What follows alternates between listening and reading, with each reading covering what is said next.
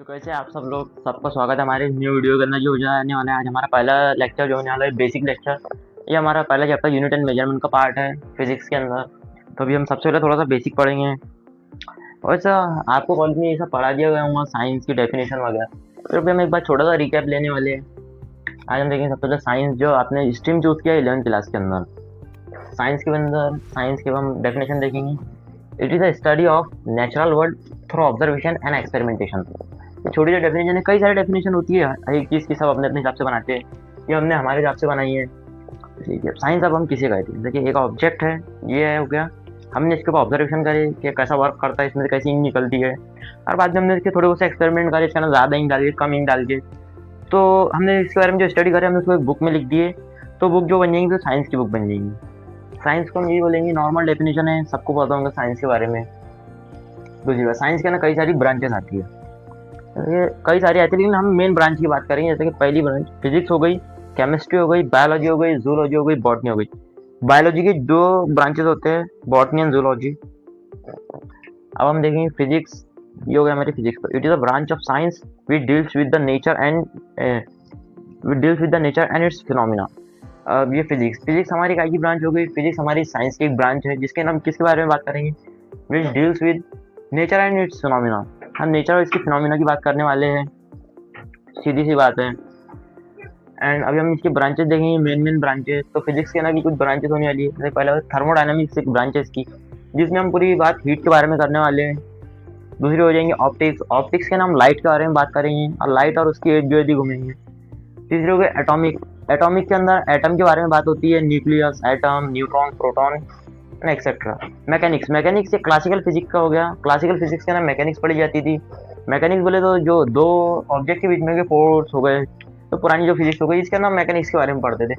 इतना ही थोड़ा सा बेसिक पढ़ा दिया आज हमने। अब हम शुरू करने वाले हमारा main chapter unit and measurement. तो यूनिट एंड मेजरमेंट ये बहुत अच्छा चैप्टर है और आपको बहुत जल्दी समझ में आ जाएगा।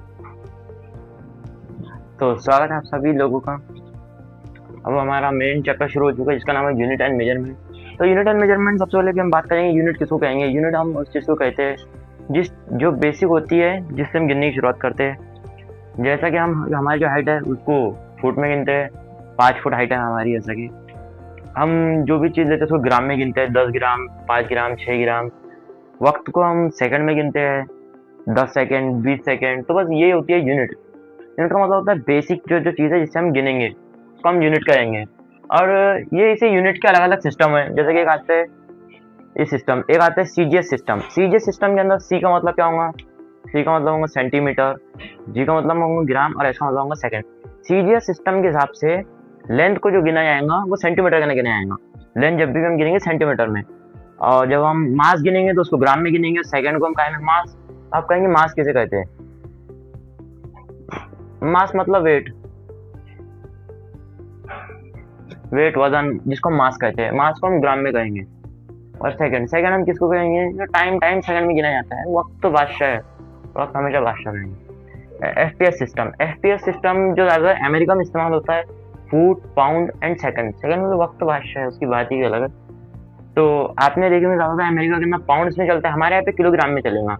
इंडिया में कोई भी चीज़ अगर हमको गिननी है तो किलोग्राम में गिनेगी। जैसे हमारा वजन है 50 किलोग्राम, लेकिन अमेरिका में सारी चीज़ें पाउंड में गिने जाते हैं। इतने पाउंड, उतने पाउंड, 10 पाउंड।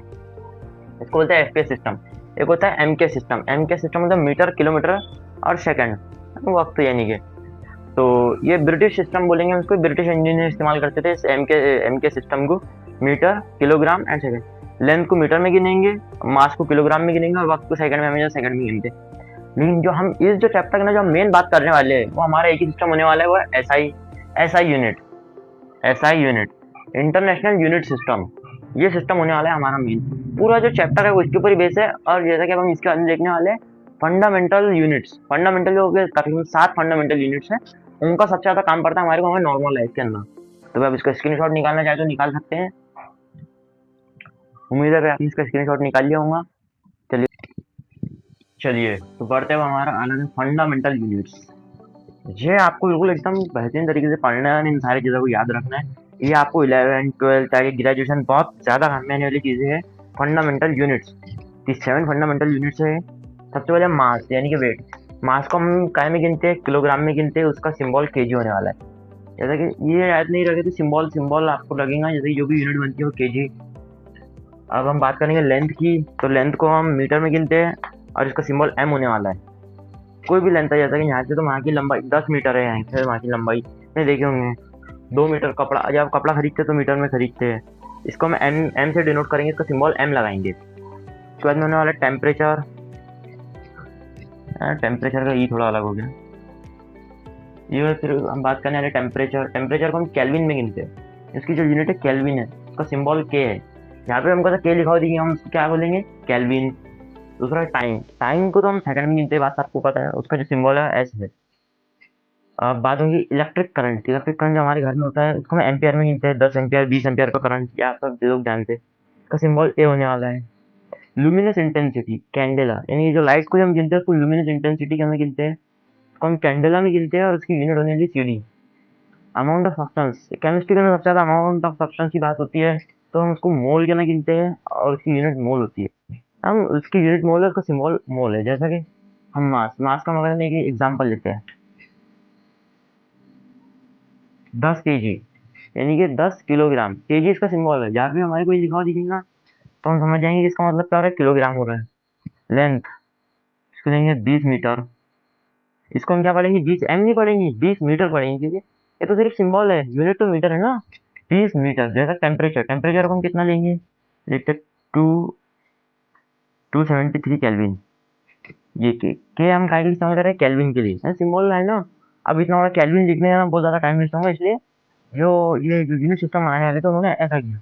टाइम, जैसा कि हम जैसे लिखते हैं 30 सेकेंड, 30 एस लिखेंगे तो हमको 30 सेकेंड पढ़ेंगे, ना कि 30 एस पढ़ेंगे। इलेक्ट्रिक करंट 20 एम्पियर, इसको हम पढ़ेंगे 20 एम्पियर। यही है ना सिंबल, जहाँ पे आपको ऐसा लिखा दिया 20 ए, इस ए का मीन्स क्या होगा, एम्पियर। लुमिनस इंटेंसिटी लिखेंगे हम इसको 4000 सीडी, 4000 कैंडेला। और अमाउंट ऑफ सब्सटेंस आपने बहुत बार लिखा होगा, 2 मोल।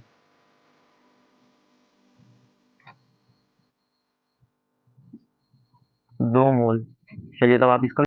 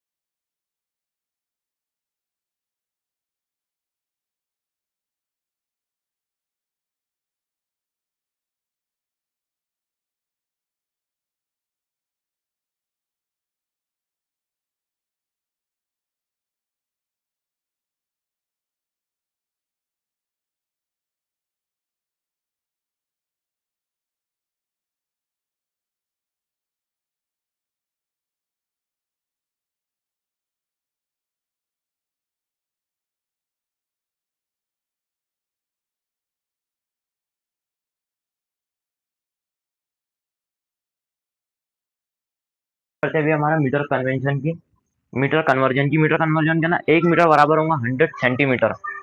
आपको ये याद रखना है, 2 जीरो है तो इसका मतलब -2, ये जो माइनस ये जो लगे यहाँ पे 2, तो इसका मतलब कितने जीरो लगे, 1 क्या है कि कितने जीरो है। 1 metre, 1 metre is equal to 100 millimetre, 10 to the power -3 metre. अगर आपको इसका लिखना है तो ये, और मिलीमीटर का सिंबल ये होगा मिलीमीटर, छोटा m, ये सेंटीमीटर। 10 टू ये आप देखेंगे अभी अपन 1 metre is equal to 10 to the power 6 micrometre. 10 to the power 6 का मीनिंग आपको मैं समझा देता हूँ। यानी ये 1 के आगे 6 जीरो, ये 1 हो गया, इसके आगे 6 जीरो लगेंगे, 1 2 3 4 5 6। बस इसका मतलब ये क्यों हुआ, यहाँ पे जितनी पावर, हम इसको पावर कहते हैं, 10 to the power 6, 10 to the power 4, 10 to the power 2। ये आपको पावर का आगे बहुत ज़्यादा काम पड़ेगा, इतने जीरो लगाने से बेहतर है पावर का इस्तेमाल करें। आपने 10 तक के इसका इस्तेमाल नहीं किया होगा, लेकिन अब आपको करना पड़ेगा। 1 metre is equal to 10 to the power -9 nanometre. आपने नैनोमीटर सुना होगा, नैनोमीटर से छोटा पिकोमीटर होता है, इससे छोटा एंगस्ट्रॉम मीटर होता है, एंगस्ट्रॉम से छोटा पिको, और मीटर से बड़ा अगर से आप देखेंगे तो मीटर से बड़ा किलोमीटर हो जाएगा। किलोमीटर जो आपने गिनते हो, जो रास्ते गिनते हैं किलोमीटर में गिना जाता है। 1 किलोमीटर मतलब 1000 मीटर हो जाएगा। किलोमीटर से बड़ा होता है मेगामीटर, मेगामीटर से बड़ा गीगामीटर। तो हम इतना कुछ हमको जानने की जरूरत नहीं, हमको मीटर, सेंटीमीटर, मिलीमीटर और किलोमीटर पर से 4-5 चीज़ों का काम पड़ेगा आगे जाके। ये हो गया हमारा मीटर कन्वर्जन। अब मीटर कन्वर्जन के बाद में अलग अलग होता है। टेम्परेचर कन्वर्जन के बाद में हम देखने वाले हैं, टेम्परेचर हो जाएगा, मीटर हो जाएगा, मास कन्वर्जन, और कुछ इतना खास है नहीं अभी चैप्टर के अंदर। अब हम देखेंगे थोड़े उससे शॉर्ट सर्कल जमा होते हैं, नहीं तो ये लेक्चर वन हमारे यहाँ पे खत्म हो जाएगा। चलिए तो आगे बढ़ते हैं हमारे उसी नवे जोश के साथ में। तो ये सम कॉमन फिजिकल क्वांटिटीज, ये आपको बहुत ज़्यादा काम में आने वाली है। मुझे पूरा यकीन है कि ये कितने काम की चीज़ है। यही है जो हमें जो फिजिक्स के हम बोले इसको पहली सीढ़ी बोल सकते हैं, जो पहला कदम होता है फिजिक्स को जानने का, ये वही है। अगर आपने इसको सीख लिया तो आपको कभी कोई चीज़ की ज़रूरत ही नहीं पड़ेगी फिजिक्स को समझने के लिए। बस ये कुछ बेसिक टर्म्स होते हैं। सबसे पहले हम बात करेंगे स्पीड। यार आपको स्पीड हम किसी की कोई भी चीज़ की हम स्पीड नापते हैं, गाड़ी की स्पीड। आपने सुना होगा हमारी गाड़ी की इतनी स्पीड है, उतनी स्पीड है। तो जो गाड़ी की स्पीड होती है, स्पीड हम उसको बोलेंगे जो स्ट्रेट लाइन पास नहीं होता। रास्ते सीधे होते हैं क्या? रास्ते ऐसे टेढ़े होते हैं, कर्व होते हैं ज़्यादा से रास्ते, ये कर्व रोड है। तो स्पीड बोले तो डिस्टेंस अपॉन टाइम। हमने डिस्टेंस कितना कवर किया, जैसा कि हमने अप्रॉक्सीमेटली 10 मीटर कवर किया, और कितने मिनट में किया? 10 मिनट में। तो ये हो जाएगा डिस्टेंस अपॉन टाइम। तो इससे हमारी स्पीड नहीं मालूम पड़ जाएंगी। 10 मिनट में किया, 10 मीटर किया हमने 10 मिनट के अंदर, तो हमारी स्पीड निकल जाएंगी 1 मीटर पर मिनट। 1 मीटर पर मिनट की हमारी स्पीड निकल गई। और अगर हम इसको और 60 से मल्टीप्लाई कर देंगे तो ये हो जाएगा 60 मीटर पर सेकंड, ऐसा बन जाएगा। अब आप बोलेंगे ये हो गई वेलोसिटी, किसको बोलेंगे? वेलोसिटी हम बोलेंगे स्ट्रेट लाइन पाथ को।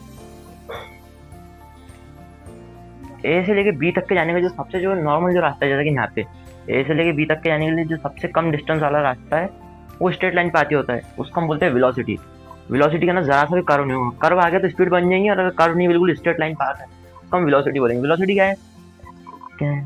क्या it is distance covered by minimal displacement. ये डिस्प्लेसमेंट है, इसको बोलेंगे हम डिस्टेंस। अब आप बोलेंगे डिस्टेंस और डिस्प्लेसमेंट का ना क्या फ़र्क है? तो वही फ़र्क है, डिस्टेंस और डिस्प्लेसमेंट। डिस्प्लेसमेंट, यार राइटिंग का थोड़ा इशू है, अभी आप इसको थोड़ा इग्नोर करना। डिस्प्लेसमेंट बोले तो जो सबसे कम दूरी है, यानी स्ट्रेट लाइन पाथ।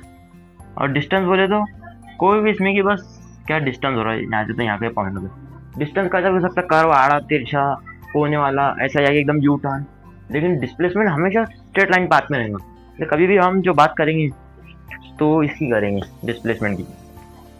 तो इसको मिटा देंगे सबसे पहले। अब बाद में ये एक्सेलरेशन। एक्सेलरेशन किसको कहते हैं? आपने गाड़ी के एक्सेलरेटर सुना होगा। एक्सेलरेटर मतलब जैसे हमारी स्पीड नॉर्मल होती है, कांस्टेंट स्पीड होती है 30 की स्पीड है, जैसे हम एक्सेलरेटर देते हैं हमारी स्पीड बढ़ जाती है। यानी कि क्या बोले, डिफरेंस बिटवीन स्पीड का ना जो डिफरेंस है हम उसका एक्सेलरेशन बोलेंगे। इसका फॉर्मूला क्या है? Velocity upon time. नहीं, change in velocity is called the change in velocity is called acceleration. Acceleration की डेफिनेशन नहीं बनेगी, वेलोसिटी पर टाइम। जो हमारी वेलोसिटी निकली है उसको हम एक बार टाइम से वो कर देंगे, डिवाइड कर देंगे, उसको हम एक्सेलरेशन बोलेंगे। एक्सेलरेशन बहुत ईजी है। जैसा कि आप एक ट्रेन का समझिए, एक ट्रेन चल रही थी 50 की स्पीड में चल रही थी हमारी ट्रेन, और वो 50 की स्पीड में चलते चलते एकदम से उन्होंने ट्रेन का एक्सेलरेटर दबाया, और एक्सेलरेटर दबाने की वजह से उसकी स्पीड एक्सेलरेट हुई, और वो जो स्पीड जो पहले ट्रेन की 50 से चल रही थी, अब वो ट्रेन 70 की स्पीड से चलेगी। वो उसके जो एक्सेलरेशन जो आया वो कितने का आया? 20 का आया। 20 का एक्सेलरेशन, उसको बोलेंगे एक्सेलरेशन। अब एक्सेलरेशन के बाद में बात आती है फोर्स की। फोर्स। फोर्स अरे समझ लीजिए फिजिक्स की जो जान नहीं है क्या, वो फोर्स और वर्क है, बस ये दोनों की मेन चीज़ है फोर्स। तो फोर्स का फॉर्मूला क्या है, माँ। फोर्स का फॉर्मूला क्या है, माँ। ये फिजिक्स की माँ है, फोर्स बोले तो फिजिक्स की माँ है, पढ़े माँ। इसको कभी नहीं भूलना, जिंदगी के ना कभी याद रखना, फोर्स यानी कि माँ, फिजिक्स की माँ। फादर कौन है, न्यूटन है कि फादर, नहीं साइंस के फिजिक्स के फादर कोई और है, न्यूटन है। अब आप बात करेंगे वर्क, फोर्स। जब हम फोर्स लगाएंगे, फोर्स लगाएंगे, अगर हमारे में ताकत है तो जब भी हम काम कर सकते हैं, ताकत ही नहीं है तो काम कैसे करेंगे, इसलिए फोर्स, फोर्स सबसे पहले लगेगा। जिसके पास में ताकत है, जिसके पास में फोर्स है, वही काम कर सकता है। अब हम बात करेंगे फोर्स कैसा लगे, ये वर्क कैसा होता। एक ही ब्लॉक है, इसको ये इंसान ने क्या करा, डिस्प्लेस कर दिया। ये पॉइंट, ये डी है, पॉइंट ए से पॉइंट बी तक डिस्प्लेस कर दिया। तो ये जो डिस्प्लेसमेंट है, इससे एक वर्क होगा, काम ही हो रहा ना। एक ब्लॉक को ऐसा लेना, ब्लॉक को ऐसा लौटना, ये क्या हो गया, काम हो गया। जब ये काम को करेगा तो इसने डिस्टेंस कितना कवर किया, डी। और इसने जो फोर्स लगाया हुआ है, समझ लिया आपने, उसको 5 न्यूटन का फोर्स लगाया हुआ। तो 5 न्यूटन का फोर्स और डिस्प्लेसमेंट पकड़ लीजिए आप, यहाँ से तो यहाँ का 2 मीटर डिस्प्लेसमेंट था। तो इसका जब हम दोनों को मल्टीप्लाई कर देंगे तो 5×10, तो यहाँ पे 10 जूल का वर्क हुआ। कितना, 10 जूल का वर्क हुआ। तो बस यही रहता है वर्क का, वैसा वर्क जो होता है, वर्क जूल में नहीं होता है, हाँ वर्क जूल में होगा। ये हो गया हमारा डिस्प्लेसमेंट, वर्क हो गया, फोर्स हो गया, वर्क हो गया। अब हो गई क्या होने वाला है इसको, डेंसिटी। डेंसिटी बोले तो बहुत ईजी है। आपने कई सारे स्पंज देखे होंगे, जो स्पंज नॉर्मली ऐसा दबाओ तो दब जाते, लेकिन ये क्यों नहीं दबता है। ये जो हमारे पास में जो ये थोड़ा कड़क स्पंज है, इसकी क्या है, इसकी डेंसिटी ज़्यादा है। डेंसिटी मतलब क्या हो जाता है, आप ऐसा समझ लीजिए, डेंसिटी को बताने के लिए मैं इसका इस्तेमाल करूँगा। अभी अभी ये जा रहे, ये जो एक है, ये पेन बॉक्स है, ये भी बोलेंगे हम पेन होल्डर, ये जा रहा है। अभी हमारे इसके अंदर हाथ चले आ रहा, क्योंकि इसके अंदर जो मास है, कम मास है, कम पेन रखे। अगर हम इसको पूरा फुल भर देंगे, एकदम इसको टाइट कर देंगे, पूरा पेन ही पेन रख देंगे इसके अंदर, तो हमारा हाथ इसके अंदर जाएगा नहीं। अभी इसकी क्या है, अभी इसकी डेंसिटी कम है, यानी कि ज़्यादा जगह में कम कम चीज़ें रखेंगे। जब क्या है, जब कम जगह में जब ज़्यादा चीज़ें हो जाएंगी तो उसकी डेंसिटी बहुत ज़्यादा बढ़ जाएंगी। इसका वॉल्यूम है, इसके वॉल्यूम के ना मास ज़्यादा बढ़ जाएंगे, तो बोलते हैं इसको मास अपन वॉल्यूम। आपको इन सब फॉर्मूले को नोट डाउन करने का, नोट्स बनाने की, हमने जितना भी पढ़ा है इन सबकी नोट्स बनाइए। डेंसिटी बोले तो मास अपॉन वॉल्यूम, ये फॉर्मूले सबसे ज़्यादा इंपॉर्टेंट है। ये आपको आज नहीं, आज से 2 साल तक के ये काम में आने वाले हैं। अब आप बात करने वाले प्रेशर की। प्रेशर कैसा होता है, जैसे कि हम कोई भी चीज़ के ऊपर pressure, pressure cooker, pressure cooker के ना क्या होता है, अंदर एयर बनती है, चारों तरफ से वॉल के ऊपर प्रेशर लगाती है। वैसे ये मार्कर है, अगर हम इसको चारों तरफ से प्रेशर लगा देंगे, चारों तरफ से, यानी कि आप समझ लीजिए एक नॉर्मल इंसान है, उसके बाद घर का भी प्रेशर है, बॉस का भी प्रेशर है, काम का भी प्रेशर है। अगर हम 4-5 चीज़ों का एक साथ में प्रेशर, ईएमआई का प्रेशर है, तो प्रेशर में आ जाएंगे। तो इसको हम प्रेशर बोलेंगे, जो चारों तरफ से, एक तो आउटसाइड से लगेगा, लेकिन इनसाइड से लगेगा। इनसाइड से काय में लगता है, इनसाइड से लगेंगे प्रेशर कुकर में, और आउटसाइड से लगेंगे, जैसे कि हमने थर्माकोल इसको चारों तरफ से दबा दे, ये क्या हो जाएगा, ये आउटसाइड से हो जाएगा। अब बात करेंगे हम स्ट्रेस का। स्ट्रेस बोले तो कोई भी दो तरफ से पकड़ के खींचना है, तो दो तरफ से पकड़ के दबाना। अब आप समझ लीजिए स्ट्रेस कैसा होगा, इधर से आपको घर वालों को स्ट्रेस है, इधर से आपको काम का स्ट्रेस है, ये हो जाएगा स्ट्रेस। इंसान बंदे स्ट्रेस नहीं क्या आता है कि जब दो चीज़ों में जब कंफ्यूज हो जाता है, दोनों तरफ से उसके सामने प्रेशर आएगा तो वो कंफ्यूज हो जाएगा। दोनों का फॉर्मूला फोर्स अपॉन एरिया। आप बोलेंगे फॉर्मूला कैसा, फोर्स अपॉन एरिया। अगर आप इतनी सी जगह को फोर्स लगाएंगे ना, तो यहाँ पे क्या हो जाएगा, एरिया कम है, एरिया कम है। आप ऐसा करना, ऐसा करना, मार्कर लेना, मार्कर कोई बेंच वेंच आपके पास जो भी होगा, थोड़ा फोर्स लगाना। आपका भी उंगली का एरिया कम है यहाँ पे, देख रहे आप कितना सा एरिया है, तो एरिया जितना कम होगा फोर्स उतना उतना ज़्यादा लगाना पड़ेगा।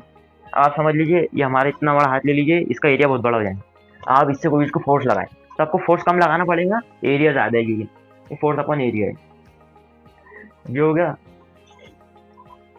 और चलिए हम बात करेंगे सबकी यूनिट की। स्पीड की यूनिट क्या होती है, स्पीड की यूनिट होती है मीटर पर सेकेंड। वेलोसिटी की भी क्या होती है, मीटर पर सेकेंड। मीटर पर सेकेंड कैसा, डिस्टेंस को में नापते हैं, डिस्टेंस की यूनिट क्या है, मीटर, और टाइम की यूनिट क्या है, सेकेंड। जब मैंने आपको पहले बताया था, डिस्टेंस को हम मीटर में नापेंगे, टाइम को हम सेकंड में नापते हैं, तो आपको पता होगा मीटर पर सेकंड। इसकी भी यूनिट ये है, इसकी भी यूनिट ये है, आपको ये लिख लेना है यूनिट्स।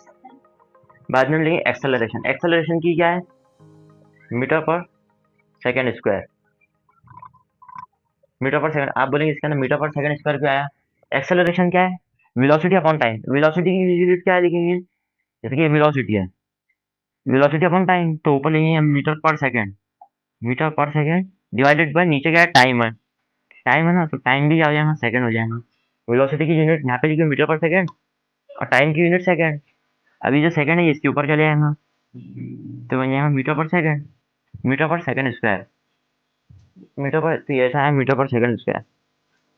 जब मैं अभी आपको इतना एक्सप्लेन इसलिए कर रहा हूँ, आगे आके आपके काम में आएंगे। फोर्स की यूनिट क्या है, आपको पता है फोर्स की यूनिट क्या है, न्यूटन है, न्यूटन चर्चा ने बनाए थे फोर्स। वर्क, वर्क की यूनिट क्या है, जूल है, जूल है। डेंसिटी, डेंसिटी की यूनिट क्या होंगी, डेंसिटी की यूनिट होंगी मीटर पर क्यूब, मीटर पर, मीटर, मीटर पर नहीं, ये गलत है, सॉरी, ये है ना यहाँ पे केजी, केजी पर वॉल्यूम,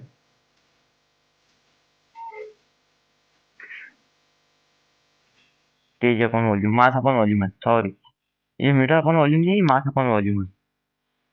मास की यूनिट क्या है, मीटर है, और वॉल्यूम की यूनिट क्या हो जाएंगी, मास की यूनिट केजी है, हम बात करेंगे, मास की यूनिट केजी है, और वॉल्यूम की यूनिट मीटर क्यूब है, केजी पर मीटर क्यूब जो जाएगी। प्रेशर, प्रेशर की यूनिट क्या होगी, फोर्स अपॉन एरिया, फोर्स क्या है, न्यूटन है, और एरिया क्या है, एरिया मीटर स्क्वायर है, दोनों की ईच है, जो होगा इनकी यूनिट। अब यूनिट्स के बाद में अब हम बात करने वाले हैं अब डायमेंशन, हम डायमेंशन देखेंगे। चलिए तो एक बार अब हम शुरू करेंगे डायमेंशन। डायमेंशन के ना तीन ही बेसिक यूनिट्स होती है, लेंथ, मास, टाइम। तो डायमेंशन बहुत ज़्यादा इजी है, लेकिन बहुत काम की चीज़ है, जेई और नीट में भी पूछी जाती है डायमेंशन। तो डायमेंशन, अभी हम जैसा कि वेलोसिटी है, तो हमारे को डायमेंशन क्वेश्चन आएगा, read the dimension of velocity. सबसे पहले हम वेलोसिटी की बात करेंगे। वेलोसिटी क्या है, क्या मीटर पर सेकंड, वेलोसिटी की यूनिट है मीटर पर सेकंड। मीटर, मीटर किसकी यूनिट है, मीटर लेंथ की यूनिट है, हम लेंथ को मीटर में नापते हैं, इसलिए इसकी यूनिट है। ये ऊपर है इसलिए हम इसको +1 लिख दें यहाँ पे, L1 N0। अब इसके ना आपको मास कहीं पर मास का दिखा रहेगा, केजी लिखा हुआ नहीं है, इसलिए हम इसको 0 रखेंगे। और एस, एस बोले तो एस काय की यूनिट है, टाइम, सेकंड काय की यूनिट है, टाइम की यूनिट है, हम इसको T-1 कर देंगे। इसको पढ़ेंगे L1 N0 T-1। और इसका एक हम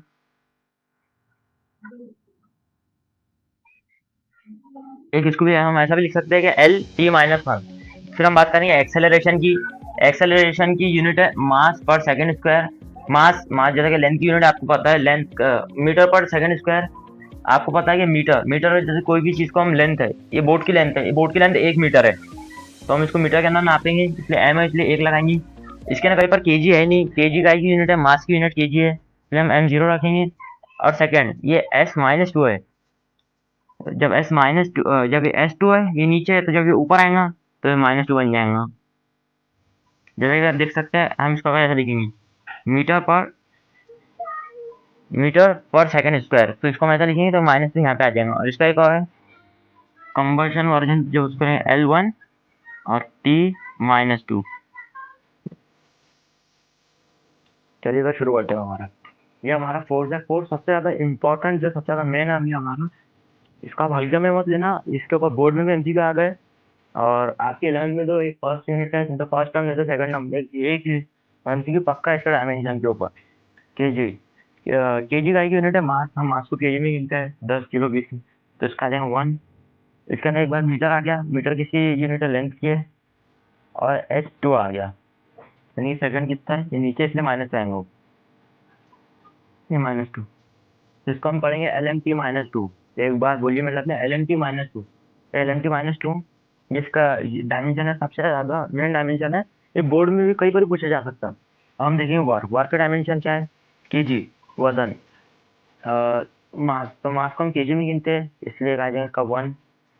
और ये दूसरा मीटर, मीटर किसकी यूनिट है, लेंथ की यूनिट है मीटर, इसका 2 है, इसलिए यहाँ पे 2 आ जाएगा, 2 थोड़ा अच्छे से लिख देंगे, इसका 2 आ गया। और ये सेकंड स्क्वायर है, ये नीचे जब भी ऊपर है ना तो -2 बन जाएगा। ठीक है, अब आपको एक बात को गौर करना है कि जब भी हम यूनिट लिखते हैं, यूनिट को ऐसे भी लिख सकते हैं, k g as it is metre square, as it is, लेकिन ये जो एस है जब हम इसको ऊपर लाएंगे तो हम लिखते हैं इसको एस माइनस। एस बोले तो सेकंड है, सेकंड किसकी यूनिट है, टाइम की यूनिट है। ठीक है, ये कुछ चार मेन डायमेंशन है, और मैं आपको होमवर्क के तौर पे कुछ डायमेंशन देना चाहूंगा। सबसे पहले आप इसका स्क्रीन शॉट ले ले, स्क्रीन शॉट उम्मीद आपने ले लिया होगा, और इसमें डालेंगे आपको यही टेक्निक से प्रेशर और डायमेंशन लिखने का है। कमेंट बॉक्स में अगर नहीं आया तो लिखने कि हमको कमेंट बॉक्स के अंदर ये लिखना कि हमको प्रेशर और डायमेंशन नहीं लिखते हैं। इसकी यूनिट क्या है, इसकी यूनिट है फोर्स अपॉन एरिया। सबकी यूनिट याद कर लेना जो मैंने बताया था पहले वीडियो के अंदर, और सबको पेज पे लिख लेना पूरी यूनिट, इसकी नोट्स बनाना। फोर्स अपॉन एरिया है, इसका लिख लेना प्रेशर की, और मैं आपको एक होमवर्क में और दे दूँ, और डेंसिटी की ये भी लिख डालना। और मेरे उसका आंसर कमेंट में ना, और ये आपके लिए एक एक्स्ट्रा होमवर्क है। डेंसिटी का फॉर्मूला है केजी अपॉन, नहीं, केजी पर मीटर स्क्वायर, केजी पर मीटर क्यूब। चलिए, तो हमारे तीसरे एग्जाम में बढ़ेंगे। चलिए तो अब देखते हैं, ये हमारे चैप्टर का लास्ट पार्ट है, इसका नाम है एरर इन मेजरमेंट। जैसे कि अभी आप आगे आके एक्सपेरिमेंट करेंगे 11th और 12th के ना, उनके अंदर आ सकते हैं बहुत सारे एरर। अलग अलग किस्म के एरर होते हैं। सबसे पहले जो टाइप है एरर इन मेजरमेंट, तो मेजरमेंट के अंदर जैसा कि उसका ए टाइप है और बी टाइप है। सिस्टमेटिक एरर, सिस्टमेटिक एरर बोलते तो सिस्टमेटिक में भी सिस्टमेटिक एरर क्यों आता है, सिस्टम होता है ना, ये सिस्टम इंस्ट्रूमेंटल।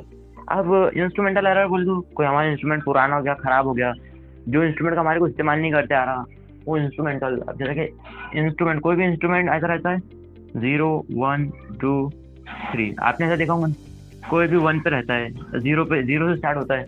अब ऐसा समझ लीजिए कि इंस्ट्रूमेंट खराब हो गया, इंस्ट्रूमेंट की शुरुआती 1 से हो रही है, शुरुआती इसकी 1 से हो रही है स्टार्टिंग के अंदर, जब उसको हम कोई सपोर्ट नहीं दे रहे फिर भी वो यहाँ से स्टार्ट हो रहा, ये हमारा इंस्ट्रूमेंटल एरर है।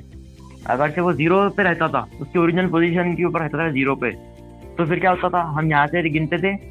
जैसा कि समझ लीजिए ये एक एम्पियर मीटर है, हम इसके अंदर करंट डालते थे, जैसे हमारा करंट आता था, करंट हमको बताता है यहाँ पे 3 2 बताता था, समझ लीजिए 2 एम्पियर बताता था। लेकिन अगर से ये 0 से स्टार्ट नहीं होते हुए 1 से स्टार्ट होगा, तो जब ये 2 यूनिट बताएगा 1 2, तो ये 3 एम्पियर बता देंगे गलती से, तो ये एरर आ जाएगा हमारा इंस्ट्रूमेंटल के, इंस्ट्रूमेंट की तरह। इसके लिए बोलते हैं हमको सिस्टमेटिक एरर, लेकिन इंस्ट्रूमेंटल है। अब जब हमारा इंस्ट्रूमेंटल एरर हो जाएगा, अगर से आपको इस एरर को कम करना है तो अच्छे और बेहतरीन क्वालिटी के इंस्ट्रूमेंट का इस्तेमाल करें।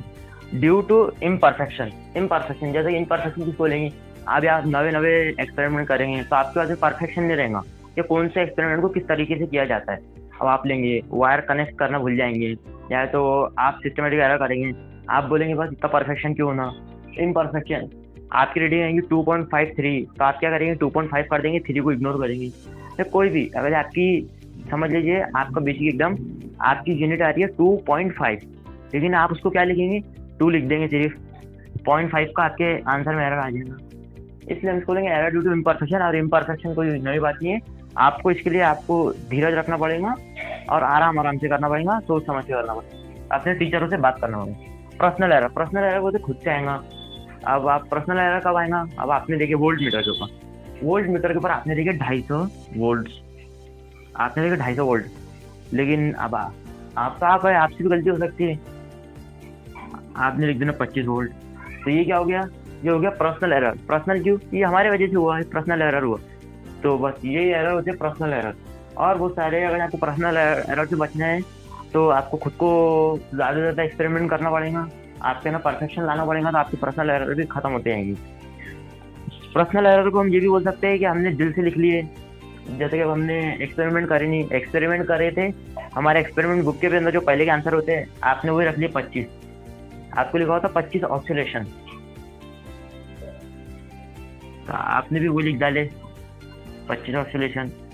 आप खुद से करते थे, आपके 27 ऑक्सीलेशन आते थे, लेकिन आपने नहीं किया वो एक्सपेरिमेंट, एक ये भी वजह हो सकती है। अब देखते हैं हम रैंडम एरर।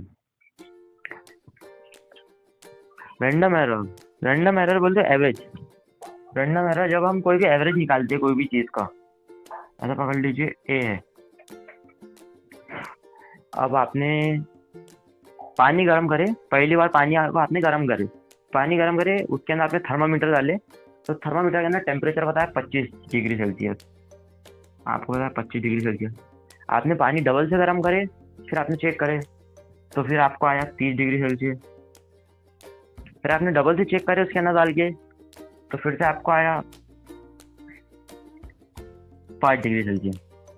अब ऐसा है, तो अब आप क्या करेंगे, आप इसका मीन निकालेंगे। 1 2 3 आपकी 3 वैल्यू है ना, तो आपको 3 से डिवाइड कर देना पड़ेगा, इसका मीन वैल्यू निकल गई। अगर से आपने मीन वैल्यू निकालते वक्त गलती कर दिया तो हम उसको बोलेंगे रैंडम एरर। और एस्टिमेशन ऑफ एरर, ये इसको बोलेंगे हम रैंडम एरर। ये रैंडम एरर हमको निकालना पड़ता है अलग से।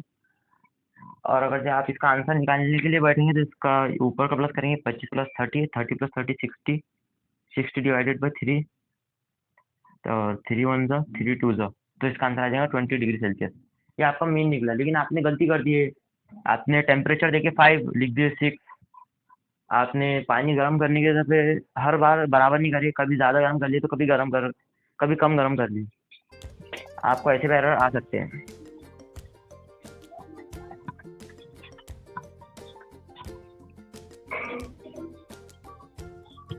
ये हो गए। चलिए अब हमारा अब हो चुका है। अब हम एक एग्जाम्पल करेंगे, एग्जाम्पल नंबर 1.5। चलिए तो बढ़ते अब हमारे एग्जाम्पल नंबर 5.1 के। अब आपको यहाँ पे एग्जाम्पल दिख रहा होगा। एग्जाम्पल के अंदर आप देख सकते हैं कि 5 रेडियस की वो वैल्यू दी हुई है, 5 रेडियस है इसके अंदर, जिसका हमारे को मीन रेडियस निकालेंगे, मीन एब्सोल्यूट आपको लिखा होगा, मीन एब्सोल्यूट करके हम उसको हाईलाइट कर देंगे। और रिलेटिव एरर निकालने होगा आपको, और परसेंटेज एरर। देखिए सबसे पहले जो इसके अंदर लिखा हुआ है हम उसको नोट डाउन कर लेंगे। 5 एरर हैं यहाँ पे, 5 रेडियस दिए हुए। अभी हम सारे रेडियस को प्लस कर देंगे। 5.63 प्लस 5.5 54 5.44 5.40 प्लस 5.35। ये 5 रेडियस है, इसलिए हम इसको डिवाइड भी 5 से करेंगे क्योंकि हम मीन निकालते हैं। आपको मीन निकालना बहुत पहले से आता हूँ, अगर नहीं आता हूँ तो कमेंट में लिखिए कि मीन निकालना नहीं आता, मैं आपको पर्सनली कमेंट कर दूंगा, या तो आपकी इंस्टाग्राम आई डी लिखते हैं। ये हो गया मीन बोले तो वो जितनी वैल्यू दी हुई है उन सबको प्लस करके, और वो जितने नंबर है उनको डिवाइड कर देना। लेकिन यहाँ 5 रेडियस है, 5 को प्लस कर दिया और 5 नंबर से डिवाइड कर दिए। अब ये आया, इन सबको प्लस करने के बाद में आएगा यहाँ पे 27.63। जब इन तीनों को प्लस कर, जब इन 5 को प्लस करेंगे, इनको प्लस करने के बाद में ये जो 5 है, ये 5 नीचे एज इट इज है, जब हम इसको 5 से इसको डिवाइड करेंगे, तो डिवाइड करने पर आएगा 5 4 जा 5 5 आ जाएगा 25, तो कट जाएगा, बच जाएगा 2। 5 4 जा 20 आ जाएगा, बच जाएगा 3, एंड 5 7 जा 35 आ जाएगा। ये निकल गया हमारा एब्सोल्यूट एरर। ये आ गया हमारा मीन एब्सोल्यूट को हम क्या करेंगे, जितने भी रेडियस है हमारे 500 भी, ये 500 भी हम रेडियस को मीन एब्सोल्यूट से माइनस करेंगे। आपको दिख रहा होगा मीन एब्सोल्यूट यहाँ पे लिखा होगा 5.47 5.47 5.47। ये पहला रेडियस, दूसरा रेडियस, तीसरा रेडियस और चौथा एंड ये 5वां रेडियस। एंड इन सबको यहाँ ये साइड में लिख देंगे। इससे हम 5.63 को माइनस करेंगे 5.47 में, तो हमारा आंसर आएगा 0.16। इसी तरीके से हम पहले वाले को करेंगे, पहला आंसर, तो ये दूसरा, यहाँ तीसरा आंसर, चौथा आंसर, 5वां आंसर। अब हम इन सबको प्लस कर लेंगे, ठीक है, आपको प्लस का आइकन है, इन सबको प्लस कर लेंगे तो हमारा आंसर आ जाएगा 0.904 डिवाइडेड बाय 5। और बाद में हमको क्या क्या करना है, ये जो हमारा निकला है मीन एब्सोल्यूट से हमको इसको डिवाइड कर देने का, इसका प्लस करने के बाद में इसको डिवाइड कर देने का। और जो डिवाइड करने के बाद में जो नंबर आएगा उसको 100 से मल्टीप्लाई करेंगे तो हमको परसेंटेज में मालूम पड़ जाएगा। जो हमारा जो मेन था, क्या परसेंटेज एरर मालूम कीजिए, ये हमारा 1.7% का एरर। तो चलिए अब बढ़ते हैं अब इसी जोश के साथ में अब आगे, और ये हमारा एक चैप्टर खत्म हो चुका है, वाइंड अप हो चुका है। अब मिलेंगे अब हमारे इसी तरीके अगले वीडियो में, और स्टे फोकस और रहे हमारे साथ में।